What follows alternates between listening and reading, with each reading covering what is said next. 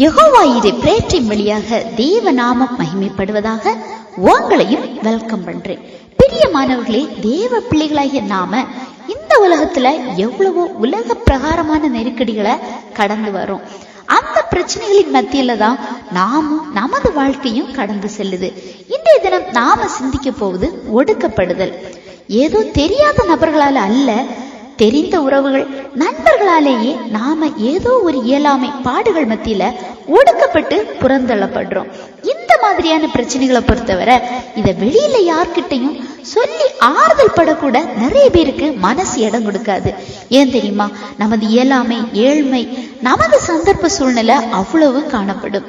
பிரியமானவர்களே, அதாவது தேவ பிள்ளைகளின் வளர்ச்சிய எந்த ஒரு தனி நபரா இருந்தாலும் சரி, கூட்டமாக இருந்தாலும் சரி, அதை யாருமே தடை பண்ண முடியாது.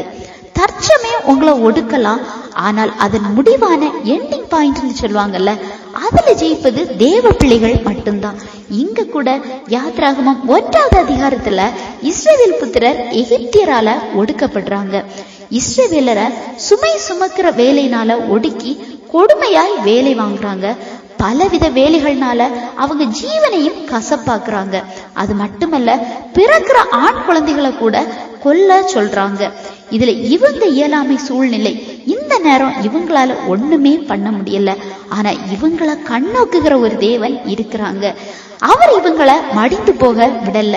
இங்க ஒரு தேவ கிருபையானது செயல்படுது.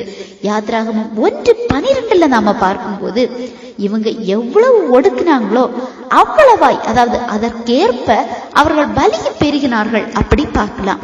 இது எப்படி நடக்க முடியும்? ஏன்னா அவங்க ஆண்டவருடைய பிள்ளைகள். எவ்வளவு ஒடுக்கப்பட்டாலும் ஆண்டவர் அவர்களை பெருக செய்தாங்க. கடைசியில இவர்களை உழைக்க வைத்து அநியாயமாய் நடத்தி அவங்க சேர்த்த பொருட்களை கூட கொள்ளையிட்டதை போல வாங்கிட்டு தான் புறப்பட்டாங்க. இதுதான் ஆண்டவருடைய செயல். இதுதான் முடிவாகவும் காணப்பட்டது. இது போலதான் நாம கூட சில தேவ பிள்ளைகள் சில நேரங்கள்ல ஒடுக்கப்படலாம், தளர்ந்து போகலாம். ஆனா அவர்களை கண்ணோக்குகிற ஒரு தேவன் அதை கண்டிப்பா கணக்கு தீர்க்கும்படியாக அங்க ஒன்றை செயல்படுத்துவாங்க. உங்க ஒடுக்குதலுக்கு ஏற்ற முடிவு அங்க ஏற்ற நேரத்துல உங்களுக்காக செயல்படும். அதுதான் நமது ஆண்டவர். எனவே தேவ பிள்ளைகள் எப்போதுமே ஒன்றை புரிஞ்சுக்கிடணும். நமது ஆண்டவர் கருத்துல நாம இருந்தா எல்லாமே நமது நன்மைக்காக தான் செயல்படும். எவ்வளவோ காரியங்களை நாம சொல்லலாம். ஒடுக்குதல், அவமானம், பரியாசம், துன்பம், ஏமாற்றம், துரோகம், வஞ்சகம் எல்லாமே வரும்.